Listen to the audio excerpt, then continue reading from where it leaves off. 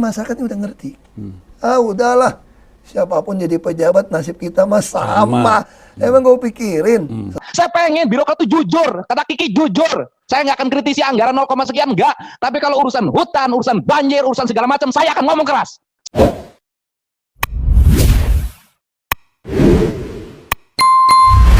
Hari ini ada desah-desu orang ingin membubarkan DPR, kawan-kawan. Kalau kawan-kawan lihat berita bagaimana perlakuan DPR dan bagaimana gaji DPR, pasti kawan-kawan adalah di antara orang yang ingin DPR dibubarkan.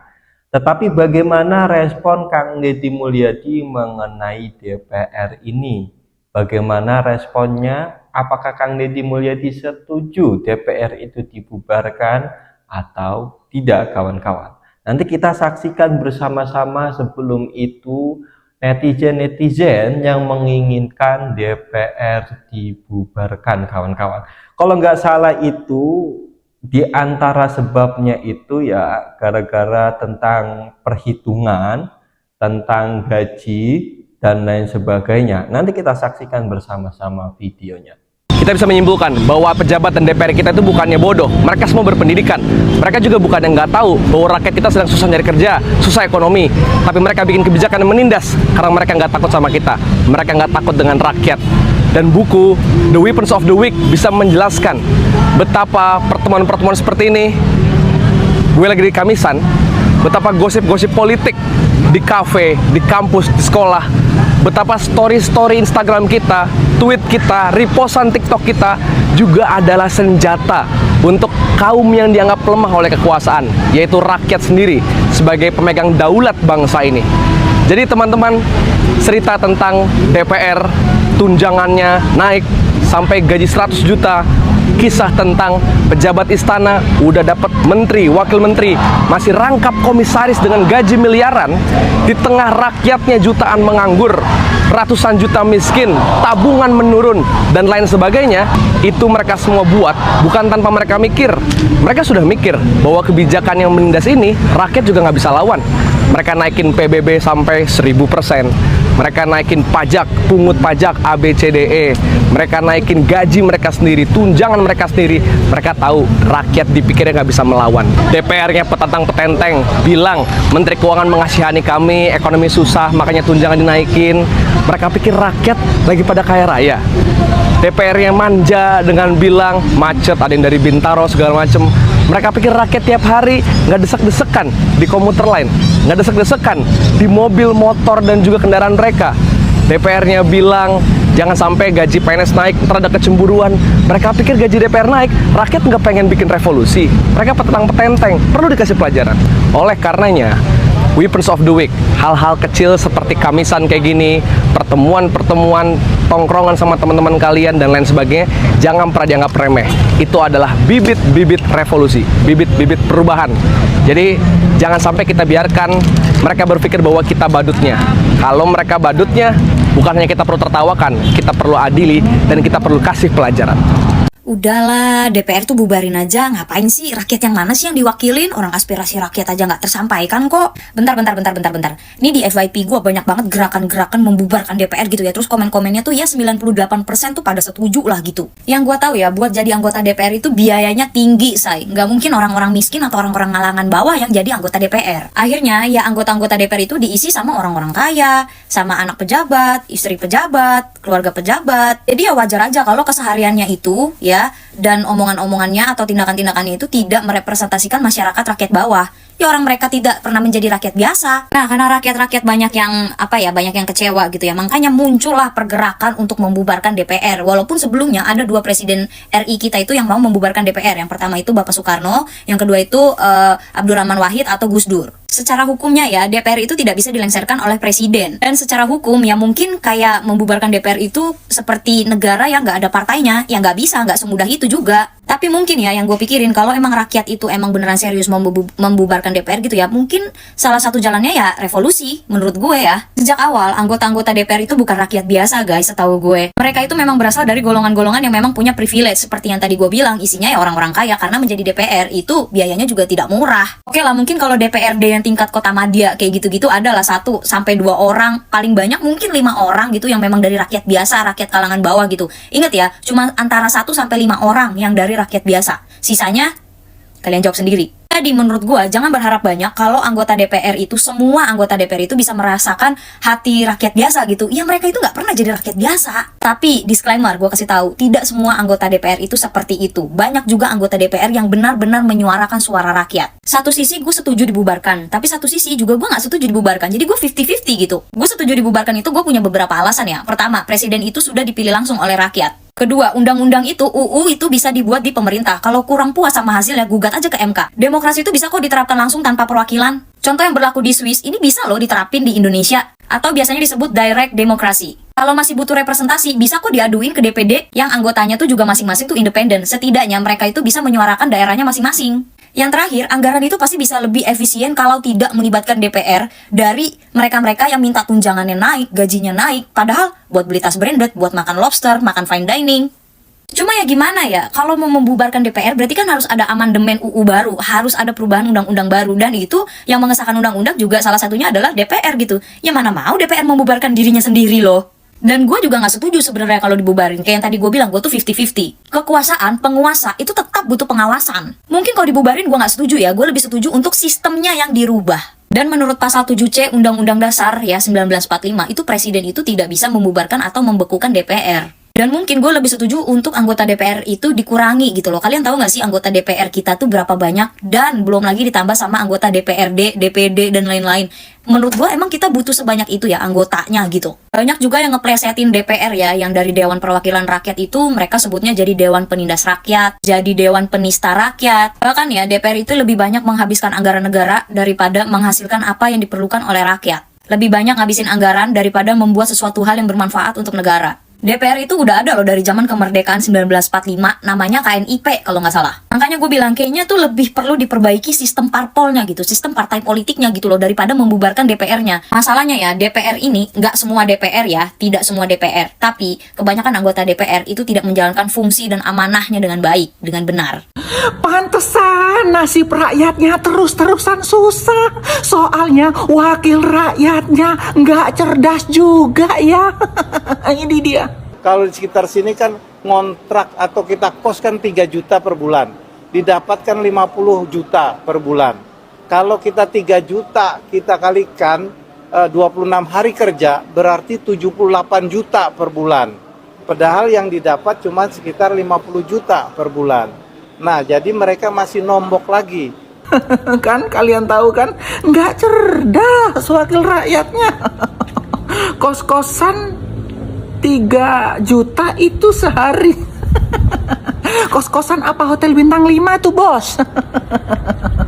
Pak, kalau kos-kosan 3 juta itu sudah sebulan udah bagus kamar mandi dalam. Mau cari kos-kosan seperti apa? Kos-kosan yang plus-plus gitu ya. Memang ya, anggota DPR ini pemborosan semua. Duitnya dihambur-hamburkan. Kalau 50 juta untuk kos sebulan, waduh, apartemen itu bos. Itu 50 juta sebulan, ngeredit perumahan itu sudah dapat yang bagus. Lunas 5 tahun itu bos selama menjabat. Aduh, inilah wakil rakyat yang kalian pilih karena apa? Karena ini money politik, serangan fajar. Makanya kalian jangan menyesal. Kalian tahu nggak kenapa menurut gue anggota DPR tuh bener-bener nggak pantas dapat tunjangan yang begitu besarnya? Contohnya masalah tunjangan rumah yang 50 juta per bulannya. Kenapa nggak pantasnya? Ya karena jenisnya anggota DPR kebanyakan kayak gini. Berhitung aja nggak bisa. Kalau di sekitar sini kan ngontrak atau kita kos kan 3 juta per bulan. Didapatkan 50 juta per bulan. Kalau kita 3 juta kita kalikan 26 hari kerja berarti 78 juta per bulan. Padahal yang didapat cuma sekitar 50 juta per bulan. Nah, jadi mereka masih nombok lagi. Nah, nanti kita pikirkan kalau memang masih dikira itu 50 juta terlalu besar, nah teman-teman kita himbau cari kos-kosan kira-kira yang 1 jutaan lah begitu. Nih ya, tadi dia ngomong kalau misalnya anggap aja dia ngekos 3 juta per bulan.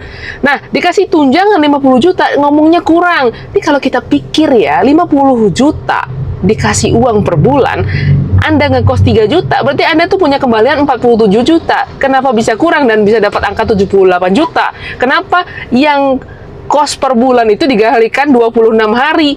Hari dan bulan itu nggak bisa dijadikan satu untuk hitungannya. Kalau misalnya Anda mau convert itu hari, berarti ya 1 bulan itu Anda terjemahkan dalam 30 hari. Kalau misalnya kos 3 juta untuk 30 hari atau 26 hari, ya dibagi dulu gitu loh. Jadi kalau misalnya matematika dasar kayak gini aja anggota DPR nggak bisa, ya gimana bisa masyarakat itu memberikan kepercayaan kalau misalnya benar-benar bisa ngurus rakyat kalau modelnya hitung-hitungan dasar aja kayak gini, amat sangat menyedihkan.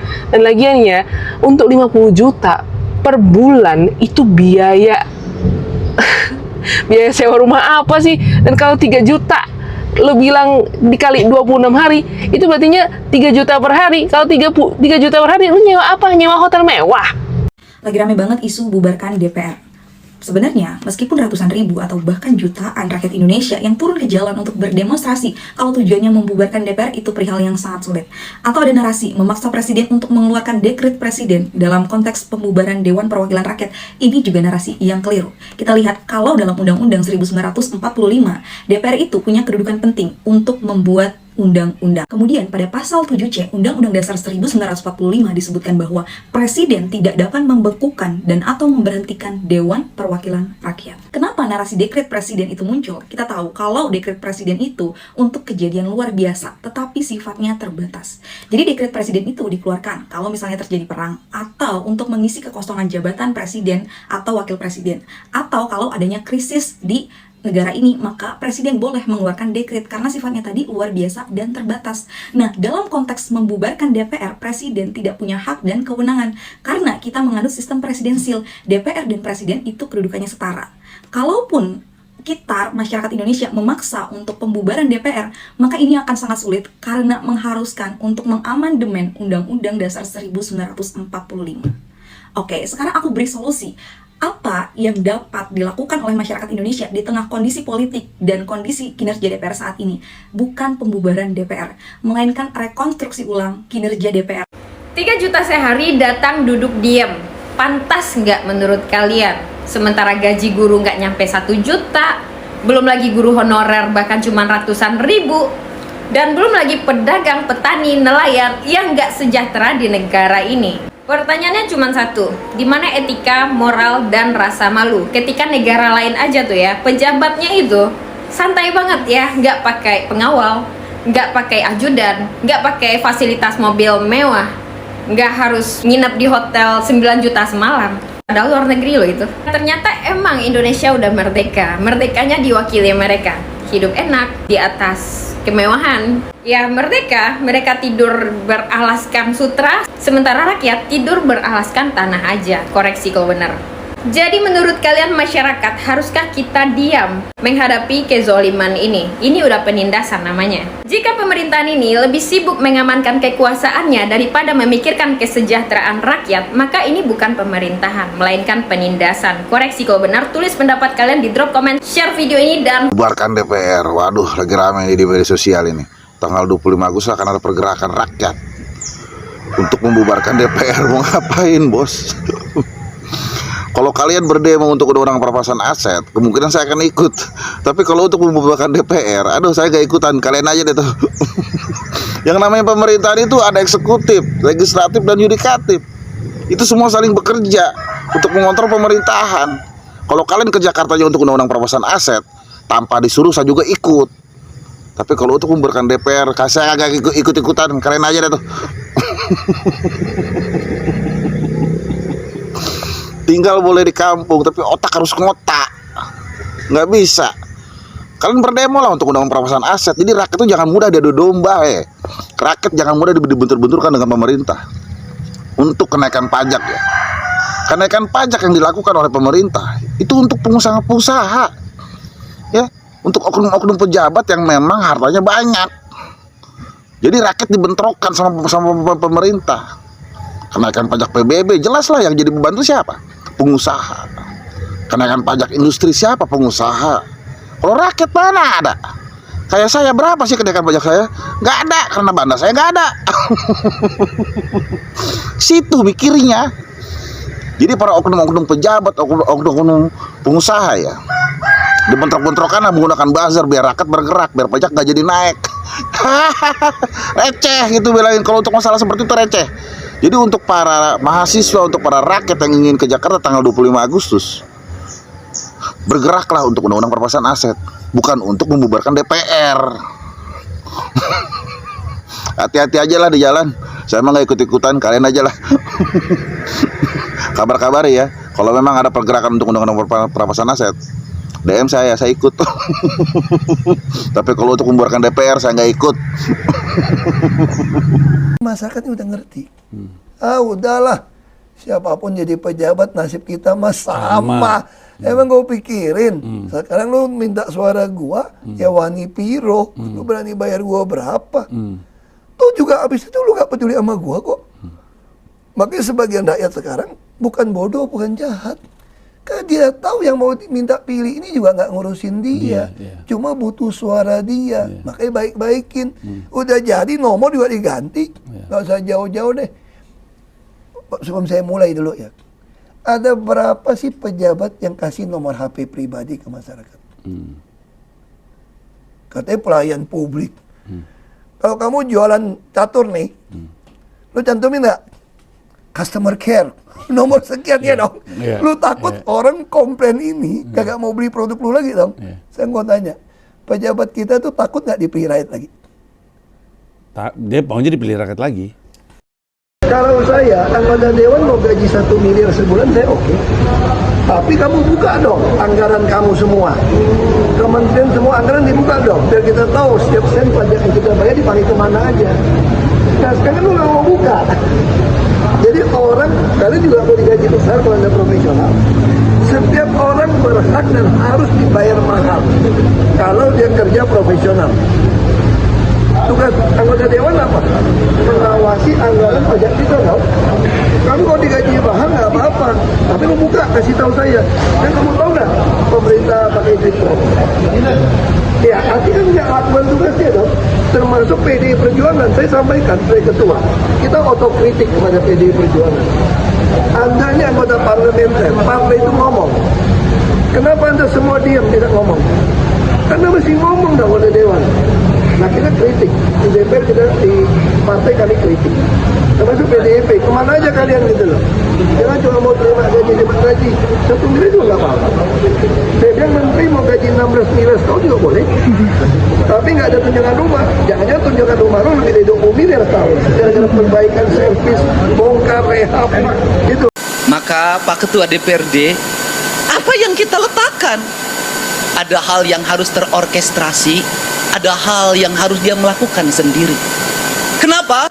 Kalau saya bongkar bangunan di pinggir sungai, kebayang kalau saya diskusi dulu sama DPRD tidak akan pernah terbongkar. Karena DPR ada konstituennya di situ, ada partai A, partai B, partai C, diskusinya tidak akan berhari-hari. Nanti aspirasi berkembang, bangunan tidak dibongkar, ribut tidak berhenti. Maka itu saya pilih, saya bongkar sendiri. Kenapa? Agar Bapak tidak cacat, agar Bapak tidak pusing menghadapi konstituen. Ketika konstituen bertanya ke Bapak, kenapa tempat warung saya dibongkar? Kenapa rumah yang berpuluh-puluh tahun dibongkar? Bapak cukup mengatakan, Bupati nanti bisa, gubernur nanti bisa dicari jeng benang diurus saya gitu dibawa, Bapak bersih. Bapak bersih, Pak. Kemudian ada anggaran yang tidak terkonsentrasi apa? Kemarin Pak, apa itu? Pergeseran anggaran. Kenapa? Karena saya diberi otoritas oleh Pak Mendagri Pak. Pak Didi lakukan percepatan, bikin rencana yang cepat. Kenapa? Karena Pak Didi harus menyongsong perubahan dengan cepat. Ada. Tetapi nanti ada lagi yang dibicarakan secara bersama. Ada Pak, nanti perubahan anggaran Pak. Nanti APBD tahun 2006 Pak. Itu akan saya lakukan lagi Pak. Kenapa? Karena kalau saya bergerak, saya tidak pernah berpikir anggaran Pak. Yang penting harus berjalan, yang penting harus terlaksana. Duit mah nuturkeun, rezeki mah nuturkeun. Karena saya punya keyakinan, memimpin tidak harus selalu ada duit.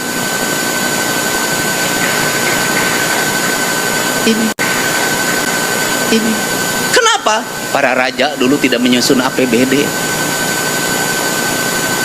POC itu membangun gedung negara di Cirebon ini tidak ada itu persetujuan DPR-nya. Bagus, Pak. Yang ada persetujuan DPR-nya kita sudah beberapa kali SDG rubruk, Pak. Kenapa itu terjadi? Karena kita kolaborasi hanya dimaknai oleh berkumpul bersama untuk memutuskan, bukan rasa dan cinta. Kolaborasi itu tidak harus mesti dimaknai bahwa kita rapat. Kolaborasi harus tidak dimaknai bahwa kita ini berkumpul membahas pleno 1, pleno 2, pleno 3. Kolaborasi adalah ketika ada tindakan darurat untuk kemanusiaan, untuk keadilan, untuk rakyat, maka semua berkolaborasi dengan apa? Minimal mendoakan. Saya pengen birokrat itu jujur, kata Kiki jujur. Saya nggak akan kritisi anggaran 0, sekian, enggak. Tapi kalau urusan hutan, urusan banjir, urusan segala macam, saya akan ngomong keras. Saya dari dulu jawaban tuh banyak, tahun kemarin jawabannya itu jalan, tapi Bapak nggak ngasih solusi. Tugas Kementerian Lingkungan itu atau bersifat tegas. Sikapnya adalah menjaga lingkungan dan menjaga hutan. Seluruh dinas, seluruh kementerian harus tunduk pada rekomendasi Kementerian Lingkungan Hidup. Pembangunan ini tidak recommended karena akan mengakibatkan ini. Pembangunan ini tidak recommended karena akan mengakibatkan ini. Pembangunan ini tidak recommended karena akan mengakibatkan ini. Kawasan ini tidak boleh ditebang karena mengakibatkan ini. Sifatnya mutlak. Hukum alam itu hukum mutlak, tidak bisa digeser-geser. Nah, itulah beberapa netizen yang menginginkan DPR dibubarkan, kawan-kawan. Bagaimana dengan kawan-kawan nih, sahabat subscriber saya? Apakah setuju DPR dibubarkan atau tidak? Kalau nggak salah itu akan demo tanggal 25 Agustus, kawan-kawan. Kalau nggak salah ya, coba nanti kita lihat aja bagaimana demo dibubarkannya DPR ini. Itu kalau nggak salah, kawan-kawan. Karena saya lupa beritanya dan saya ketika mencari ya nggak ada, tapi pernah melihat gitu kan. Selanjutnya adalah tentang apa, kawan-kawan? Oke, selanjutnya adalah sekilas Kang Deddy Mulyadi, kawan-kawan ya. Nah, untuk Kang Deddy Mulyadi apakah ingin membubarkan DPR atau tidak? Ketika saya mencari ternyata belum ketemu dan belum ada pernyataannya, kawan-kawan. Tetapi kalau melihat video-video lama ada kaitannya, nanti kita saksikan bersama-sama.